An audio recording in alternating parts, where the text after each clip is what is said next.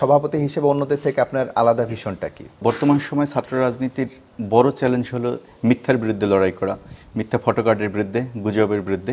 আমি মনে করি এখানে আমি সবচেয়ে কার্যকর ভূমিকা পালন করতে পারবো। ছাত্রদলকে আপনি কোথায় দেখতে চান ভবিষ্যতে? যে প্যানেল মনোনয়ন দিবে সাধারণ শিক্ষার্থীরা ওই প্যানেলেই তাদের সবটুকু ভালোবাসা নিংড়ে দিবে। ছাত্রদলের রাজনীতি কি এখনো আদর্শ ভিত্তিক নাকি অনেকটাই গ্রুপিং এবং লবিং নির্ভর? আদর্শই সর্বশেষ কথা, যারা 17 বছর এই আন্দোলন সংগ্রামে ত্যাগ স্বীকার করেছে। কারাবন্দী থাকা অবস্থায় আপনার বাবা মারা যান, কিন্তু আপনি তখন আসলে প্যারোলে মুক্তি পাননি। এরকম হৃদয় বিদারক কোনো ঘটনা বা অমানবিক আচরণের শিকার যাতে কেউ না হয়। আপনার প্রতিদ্বন্দ্বীদের থেকে আপনি কেন বেশি এগিয়ে? আমার দীর্ঘদিনের যে অভিজ্ঞতা। ছাত্রদলে সিনিয়র জুনিয়র বৈষম্য এবং পদ বাণিজ্যেরও অভিযোগ আছে। কেন্দ্রীয় পর্যায়ে কখনো পদ বাণিজ্যের অভিযোগ নেই।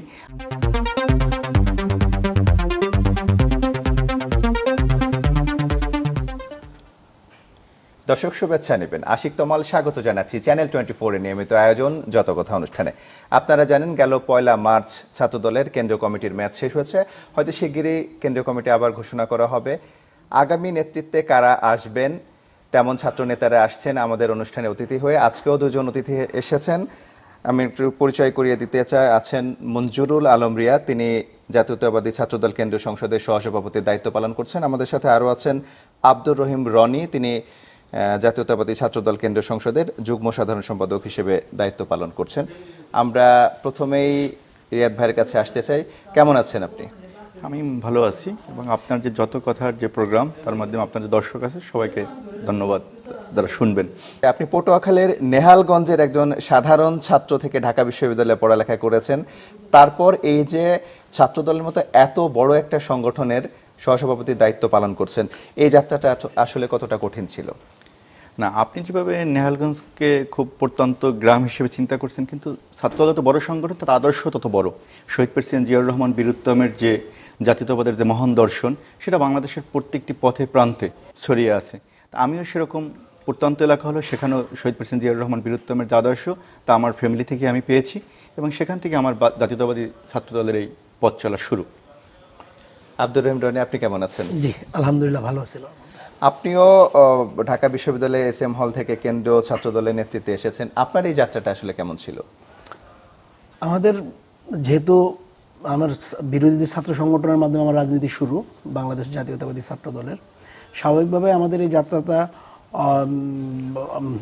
অন্যান্য ছাত্র সংগঠনের তুলনায় একটু কঠিন এবং খুবই চ্যালেঞ্জিং ছিল। আমি আপনার কাছে একটু আসতে চাই যে ছাত্রদল এখনো অনেক জায়গায় দুর্বল। আপনার মতে আসলে প্রধান দুর্বলতাটা কোথায়? ছাত্রদলের প্রধান দুর্বলতা ছিল যে আপনার যে প্ল্যাটফর্মে একটা ছাত্র সংগঠন হিসেবে, বৃহৎ ছাত্র সংগঠন হিসেবে কাজ করার যে সুযোগ পাওয়া, সেটা ছাত্রদল বিগত 17 বছর পায়নি, বরঞ্চ এর চেয়ে একটি বৈরী পরিবেশে তার কাজ করতে হয়েছে।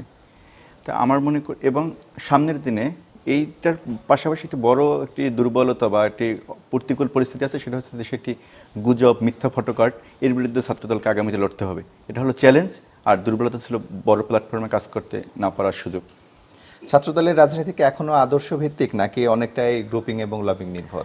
আপনি যদি গত 17 বছরের কর্মীর দিকে তাকান, একটি রাষ্ট্রের কাছে 17 বছর খুব ছোট সময়, কিন্তু একটা মানুষের জীবনে 17 বছর অনেক বড় সময়, এবং সেই সময়টা যদি হয় তার 18 থেকে 34 বছর এই সময়।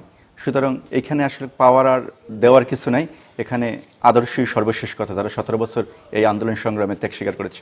আপনি কারাবন্দী থাকা অবস্থায় আপনার বাবা মারা যান, কিন্তু আপনি তখন আসলে প্যারোলে মুক্তি পাননি। সেই অভিজ্ঞতাটা একটু আমাদের সাথে যদি শেয়ার করতেন। এটা খুবই হৃদয় বিদারক একটি ঘটনা আমার জীবনে, আমার রাজনৈতিক জীবনে, এবং আমি প্রত্যাশা করি প্রথমেই এরকম হৃদয় বিদারক কোনো ঘটনা বা অমানবিক আচরণের শিকার যাতে কেউ না হয়। আসলে 2022 সালের 7 ডিসেম্বর আমি অ্যারেস্ট হই। অ্যারেস্ট হওয়ার পরে 2023 সালের 14 জানুয়ারি আমি খবর পাই যে আমার বাবা ইন্তেকাল করছে, মারা গেছে। তো আমার ফ্যামিলি এবং আমাদের যারা আইনজীবী ছিল তারা সবাই চেষ্টা করছে আমার প্যারোলের জন্য, কিন্তু চেষ্টা করেও আসলে সফল হয় নাই। তৎকালীন যে গভর্নমেন্ট বা ওইখানে গাজীপুর, আমি তো কাশিমপুর দিয়েছিলাম, গাজীপুরের যে ডিসি ছিল, ওনারা বিভিন্ন কারণে আমার প্যারোলটা দেয় নাই। তো বেসিক্যালি আসলে নিজের জন্মদাতা পিতার জানাজায় শরিক না হওয়ার কষ্ট, তারপর নিজের পিতাকে শেষবারের মতো বিদায় না দিতে পারার যে কষ্ট, এটা আসলে ভাষায় প্রকাশ করার মতো না। আপনার বিরুদ্ধে 5টি মামলা হয়েছে, 2বার কারাবরণ করেছেন এবং 3বার আপনি হামলার শিকার হয়েছেন। এই ঘটনাগুলো আপনাকে কি দুর্বল করেছে নাকি আরো বেশি শক্ত করেছে? না, আমাকে আমার আমার রাজনৈতিক যে পথ চলা, আমার আদর্শিক যে সংগ্রাম, হ্যাঁ, বাংলাদেশি জাতীয়তাবাদের জন্য যে সংগ্রাম, বাংলাদেশের জাতীয়তাবাদী আদর্শের যে সংগ্রাম, বাংলাদেশের গণতন্ত্র প্রতিষ্ঠার যে সংগ্রাম, এই সংগ্রামে এই জেল জুলুম বা হামলা মামলা এগুলো আমাদেরকে বরাবরই শক্তিশালী করেছে। কারণ আমরা যতবারই জেল থেকে বাইর হয়েছি, যতবারই হামলার শিকার হয়েছি, তারপর এবার দেখা গেছে দ্বিগুণ সাহস নিয়ে আমরা রাজপথে গেছি এবং আমরা সরকারের যে ফ্যাসিস্ট যে আচরণগুলো ছিল এগুলো মোকাবেলা করেই আমরা সামনের দিকে এগিয়ে গেছি। 2024 সালের 18 জুলাই আন্দোলনে আপনি গুলিবিদ্ধ হন এবং আপনার চোখে গুলি লাগে এবং আপনার আংশিক দৃষ্টিশক্তি হারিয়ে ফেলেন। আমরা একটু সেই ঘটনার বর্ণনা শুনতে চাই। দেখেন 2024 সালের 18ই জুলাই আমাদের যে তখন কোটা আন্দোলনে আমার মেবি 14 বা 15 জুলাই ঢাকা বিশ্ববিদ্যালয় ক্যাম্পাস থেকে ছাত্রলীগকে বের করে দেওয়ার পরে কোটা আন্দোলন কিন্তু তখন আর কোটা আন্দোলনের মধ্যে সীমাবদ্ধ ছিল না। বিশেষ করে শহীদ ওয়াসিম আবু সাইদের মৃত্যুর পরে এই কোটা আন্দোলন কিন্তু আমাদের সরকার বিরোধী আন্দোলনে রূপ নেয় এবং আমরা তখন থেকে, আমরা যারা জাতীয়তাবাদী ছাত্র দলের কর্মী ছিলাম, আমাদের কাছে কিন্তু একটা মেসেজ ছিল যে আমরা এই আন্দোলনকে যে কোনোভাবেই হোক শেখ হাসিনা প্রতারণা এক দফা আন্দোলনে নিয়ে যাব, আমাদের এরকম মেসেজ ছিল আমাদের কাছে। সো 2024 সালের 18ই জুলাই যদি মনে থাকার কথা কারফিউ ঘোষণা করা হয় এবং ওই কারফিউর বিরুদ্ধে বাংলাদেশ জাতীয়তাবাদী ছাত্র দলের ওই দিন সকালবেলায় আমাদের কিন্তু মিছিল ছিল এবং আমরা এই কারফিউ ভঙ্গ করে মিছিল করার পরবর্তী সময় আমাদের বাসায়, আমি আজিমপুর থাকতাম, তো ওই জায়গায় বাসায় ফেরার সময় দেখি ওইখানে বিকারুন্নেসা নুন স্কুল, আজিমপুর গার্লস কলেজ এবং ইডেন মহিলা কলেজের অনেক স্টুডেন্ট, ওইখানে আমাদের নারী শিক্ষার্থীরা, সাথে কিছু অন্যান্য আরও মানুষজন ওরা আন্দোলন করতেছে। আমরা ভাবলাম যে ঠিক আছে, আমরা বাসায় এখন আর বাসায় ব্যাক না করি, এই স্টুডেন্টদের সাথে একটু থাকি। তো আমি সহ আমাদের আরও কেন্দ্রীয় সংসদের আরও 2-3 জন, আমরা ওদেরকে বিভিন্ন ধরনের লজিস্টিক সাপোর্ট, একটু পানি দেয়া, হ্যাঁ, একটু পানি কিনে দেয়া, পুলিশের টিয়ার সেল মারার পরে একটু লাইটিংয়ের ব্যবস্থা করে এই জিনিসগুলো করতেছিলাম। তো দুপুরের পর থেকে সন্ধ্যার আগে আমরা ওইখানে আবার আমাদের যে স্থানীয় যে ওয়ার্ড কাউন্সিলর তার কার্যালয়ে আমরা ওইখানে সবাই ওইখানে অ্যাটাক করে ওইখানে যারা ছাত্রলীগের আওয়ামী লীগের ছিল তাদেরকে আমরা বের করে দিই এবং ওদের কার্যালয়টা আমাদের মোটামুটি ছাত্র সমাজের নিয়ন্ত্রণে চলে আসে, ছাত্রছাত্রীদের নিয়ন্ত্রণে। আন্দোলনের এক পর্যায়ে সন্ধ্যার ঠিক আগে আমার ডান চোখে, অর্থাৎ পুলিশ তো একদম এটা কি বলে সারাক্ষণ টিয়ার গ্যাস, রাবার বুলেট এই জিনিসগুলো মারতে থাকে এবং দুর্ভাগ্যবশত আমার ডান চোখে বুলেট বিদ্ধ হয়। তারপর আজিমপুর থেকে চক্ষু ইনস্টিটিউটে যাওয়ার জন্য আমরা যদি যাই নর্মালি আধা ঘন্টার বেশি সময় লাগার কথা না, কিন্তু ওই দিনের যে পরিস্থিতি, বৈরী পরিস্থিতিতে আমার আজিমপুর থেকে এই যে আপনার এটা কি বলে এই চক্ষু ইনস্টিটিউটে যাইতে আমার মনে আছে আমার 3.5 থেকে 4 ঘন্টা সময় লাগে। এবং চক্ষু ইনস্টিটিউটে যাওয়ার পর প্রথম অবস্থায় ওইখানে যে দায়িত্বরত যে চিকিৎসক ছিল ইমার্জেন্সি, উনি প্রথমেই বলে যে আপনি কেন গেছেন এই আন্দোলনে, এখন আপনার তো চোখটা ভালো হইতেও পারে নাও হইতে পারে, কালকে অপারেশন আপনার। সাথে সাথেই মানসিকভাবে স্বাভাবিকভাবে আমি একটু ভয় ঠিক বলবো না, একটু মানসিকভাবে একটু হই যে আমার চোখটা বুঝি শেষ হয়ে গেছে। যাই হোক, তার পরবর্তীতে আমাদের যারা ড্যাবের যেহেতু সরকারি হসপিটালগুলোতে সরকারের নির্দেশনা ছিল, ওরা কি করে আমি আসলে ট্রাস্ট পাই নাই। আমাদের ডক্টরস অ্যাসোসিয়েশন অফ ড্যাবের নেতৃবৃন্দর সাথে আমি যোগাযোগ করি এবং ওনারা আমার লায়ন্স আই ওই হসপিটালে অপারেশন করার ব্যবস্থা করেন পরের দিন সকালবেলায়। এবং মহান আল্লাহর কাছে শুকরিয়া, যাদের ওইখানে আমার সাথে আরও অনেকেরই অপারেশন হয়েছে, কিন্তু ম্যাক্সিমামই পুরোপুরি দৃষ্টিশক্তি হারায়।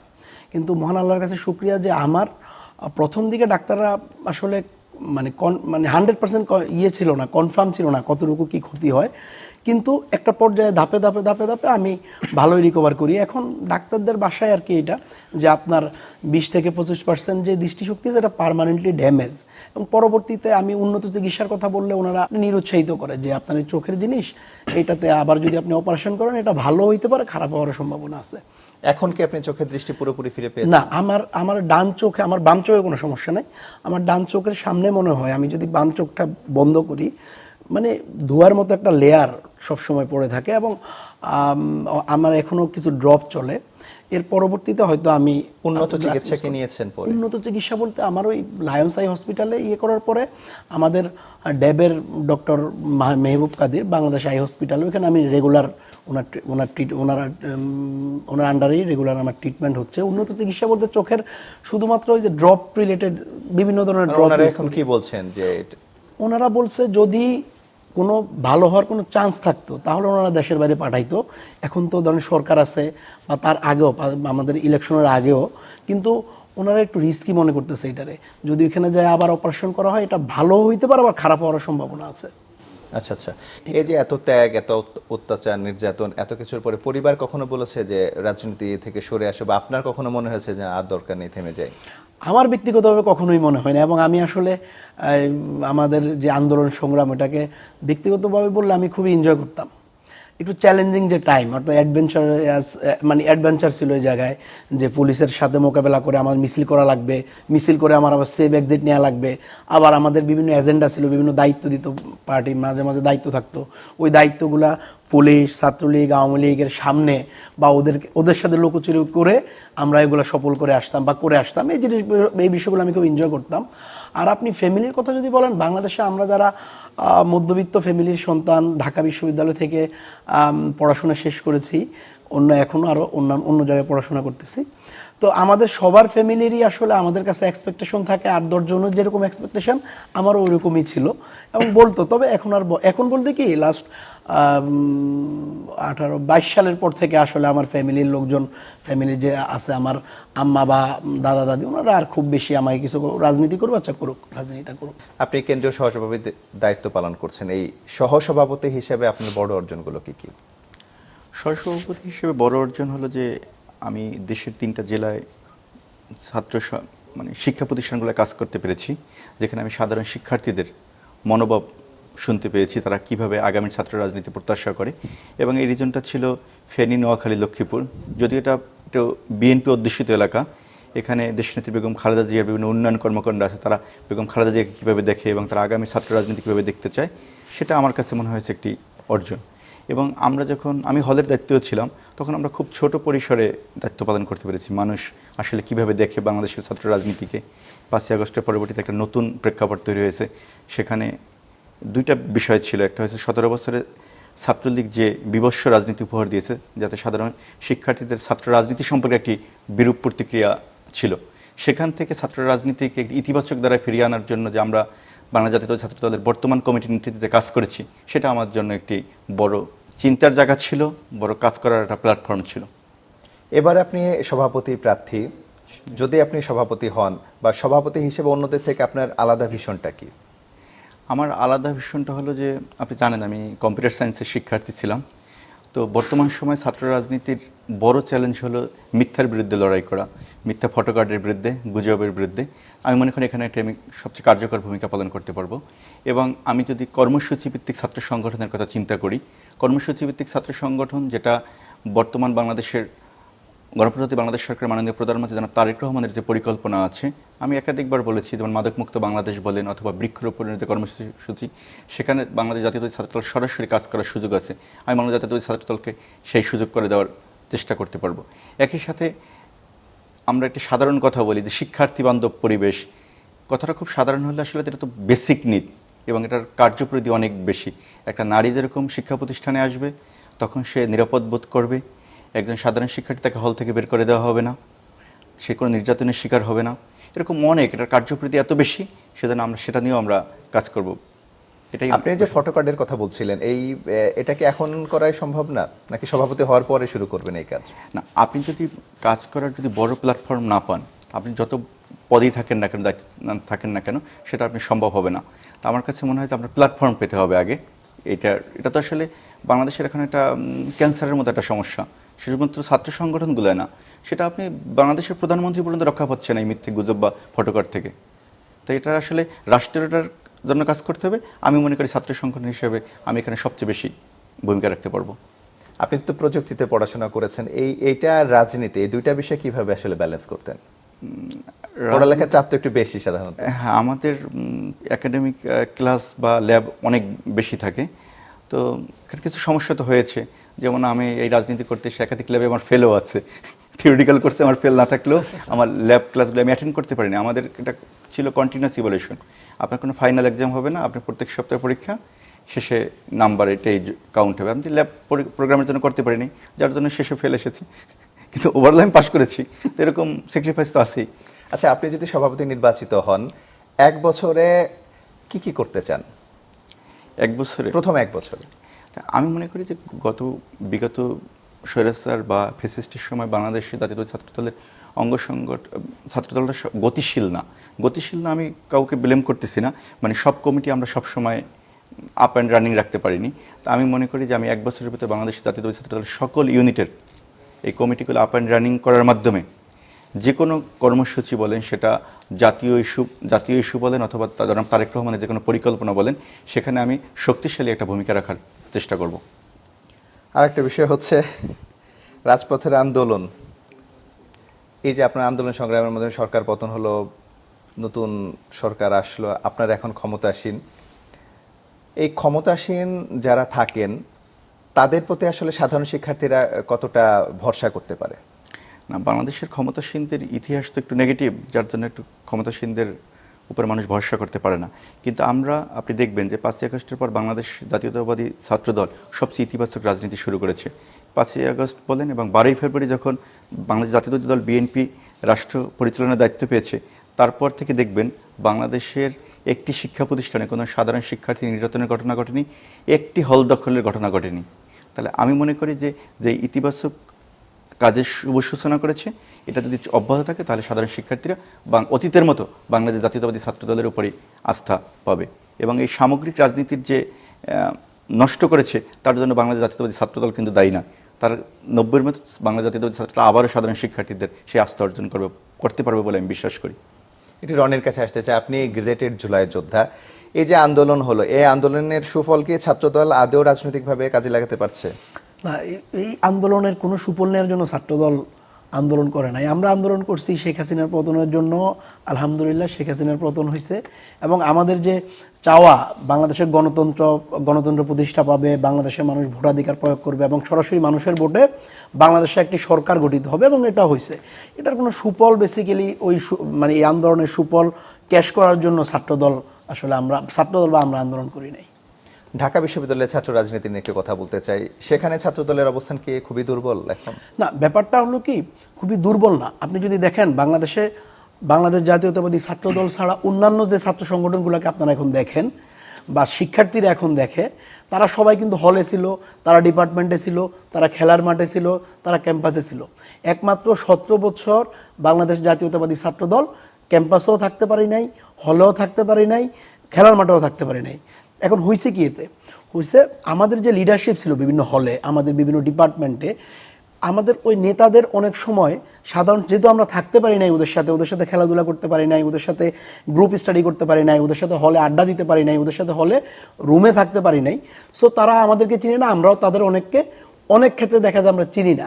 এই কারণে 5 তারিখের পরবর্তী সময়ে, যে ছাত্রলীগ পালানোর পরে বা 5 তারিখের পরবর্তী সময়ে হয়েছে কি, যে ছাত্রদলের আমাদের যারা লিডার বা আমরা যারা ছিলাম, আমাদের যারা হলে লিডারশিপে ছিল, যারা বেসিক্যালি আপনি যে এটা ইন্ডিকেট করছেন ডাকসু ইলেকশনকে কেন্দ্র করে, ডাকসু সহ সারা দেশে, এখন ওই সাধারণ শিক্ষার্থীদের সাথে আমাদের যে ইন্টারাকশনটা হওয়া উচিত ছিল বা থাকার কথা ছিল, স্বাভাবিকভাবে গত 17 বছর আমরা পারি নাই। অপরদিকে অপর যে সংগঠনগুলো ছিল তারা কিন্তু হলে ছিল, তারা হলে ছাত্রলীগের এটাকে কি বলে, মানে ছাত্রলীগের মিছিল করছে, মিটিং করছে, আবার অন্য রাজনীতি তারা তাদের রাজনীতি তো করে গেছে। এই কারণেই তারা একটু সুবিধা হয়তো সাময়িক সময়ের জন্য পাইছে, কিন্তু আপনি দেখবেন খুব অল্প সময় কাজে লাগায় আমরা ডাকসুতে, আমি ব্যক্তিগতভাবে মনে করি ডাকসুতে বাংলাদেশ জাতীয়তাবাদী ছাত্রদল সাধারণ শিক্ষার্থীদের যতটুকু সমর্থনই পাইছে, এটা কিন্তু একদম সবচেয়ে কম সময়ে। আপনি দেখেন 5 তারিখের পরবর্তী সময়ে আমাদের যারা রানিং স্টুডেন্ট, তাদেরও কিন্তু হলে উঠতে 3 মাস 4 মাস ইভেন 6 মাস পরও অনেকে হলে উঠা লাগছে। কারণ হলের সিটগুলা আমরা দেখছি গুটি কয়েক কিছু ছাত্রলীগের নেতা পালাইছে, বাকি সিটগুলো আগে যারা ছিল তারাই দখল করে আছে। এবং দেখেন, মানে আপনারা সব থেকে বেশি অত্যাচার নির্যাতিত হয়েছেন বলছেন, তাহলে সাধারণ শিক্ষার্থীদের সিম্প্যাথি আপনাদের প্রতি বেশি থাকা উচিত ছিল না? শিক্ষার্থীদের সিম্প্যাথি অবশ্যই আমাদের প্রতি আছে, কিন্তু ব্যাপারটা হলো আপনি আপনার এক বন্ধুর সাথে হলে থাকেন, বা হলে থাকছেন দীর্ঘ 4 বছর 5 বছর, আর আমারে পাইছেন আপনি মাত্র 6 মাস। স্বাভাবিকভাবে যখন আপনি ভোট দিতে যাবেন, আপনি আপনার যে 5 বছর যে বন্ধুটার সাথে ছিলেন ওকেই তো ভোট দিবেন, এটাই তো নর্মাল। কিন্তু ও স্বীকার করে, বা ওই যে ওকে ভোট দিছে ও স্বীকার করে না ও তো হলে ছিল, কিন্তু ওই ছাত্রদল যে ছেলেটা করছে ও তো হলে থাকতে পারে নাই, ও একটু বেশি কষ্ট করছে। এই সিম্পিতির জায়গাটা আমাদের কিন্তু আছে। বাট মনে হইতেছে যে সাধারণ শিক্ষার্থীরা ওদেরকে ভোট দিয়েছে, মনে হয় সব ওদের হয়ে গেছে। ব্যাপারটা এরকম না। ব্যাপারটা হলো ওদের সাথে আমাদের ইন্টারাকশনটা, যেহেতু আমরা ক্যাম্পাসে থাকতে পারি নাই 17 বছর, একদম লম্বা একটা সময়, আর ওরা ক্যাম্পাসে ওই সময়টা পুরোটা সময়ই ছিল এবং বিভিন্ন বর্ণ নিয়েছিল, এক একজন লাল, নীল, হলুদ, সাদা এরকম বিভিন্ন বর্ণ নিয়ে তারা টিএসসির সামাজিক সংগঠনগুলোতে ছিল, তারা হলের বিভিন্ন হলে অনেকগুলো ক্লাব থাকে, ওই ক্লাবে ছিল, তারা ছাত্র কল্যাণ পরিষদে ছিল। আমরা কিন্তু কোথাও সুযোগ পাই নাই। ওই কারণেই সাধারণ শিক্ষার্থীদের সাথে সাময়িক একটা গ্যাপ হয়তো আমাদের হয়েছে, কিন্তু এটা হওয়ার একদম লজিক্যাল কারণও ছিল, যেহেতু আমরা ছিলাম না।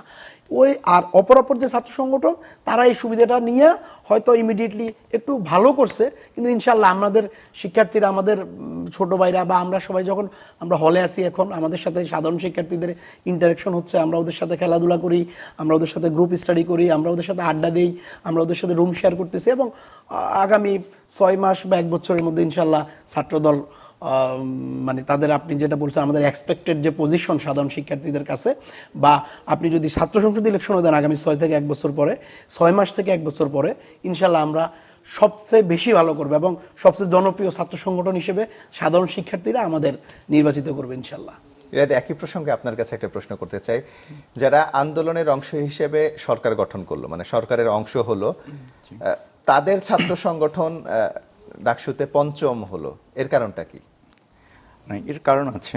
আপনি দেখবেন যে এখানে প্রশাসনের একটা, রনির সাথে আমি একটা অ্যাড করি, প্রশাসনের একটা যদি ভূমিকার কথা আপনি চিন্তা করেন, তাহলে দেখবেন যে এখনকার যে ঢাকা বিশ্ববিদ্যালয়ের ডাকসুর যে বিপি, তার সাথে আপনি 5ই আগস্ট পরবর্তী সময়ে তৎকালীন যে বিসি, তার একাধিক ছবি পাবেন। সেই ছবিগুলো সে কী জন্য করেছে? সাধারণ শিক্ষার্থীদের সাথে যে বিসির ইন্টারাকশন, সবখানে সে সাদিক কায়েমকে ইন্ট্রোডিউস করেছে। তা আমরা মনে করি যে তৎকালীন যে প্রশাসন ছিল সেটা একটা জামাতি প্রশাসন ছিল, এবং যেই ছাত্র সংগঠনটার কথা বলছেন মানে এনসিপির যে ছাত্র সংগঠন, আমরা যদি চিন্তা করি খুব ছোট অর্থে বলি, তাহলে এরা একটি শিবিরের একটি বি টিম। সুতরাং এদের ভিতরে ইন্টারনাল কি সমঝোতা হয়েছে, কি ষড়যন্ত্র হয়েছে, এটা তারা বলতে পারবে। এটার সাথে আমাদের কোনো সম্পর্ক নেই। নতুন প্রজন্মকে ছাত্র দলে আকর্ষণীয় করতে মানে আপনার কি কি উদ্যোগ নেওয়া উচিত বলে মনে করেন? দেখেন, আমাদের বাংলাদেশের ছাত্র রাজনীতি এখন সবচেয়ে বড় সমস্যা হলো গুপ্ত রাজনীতির চর্চা।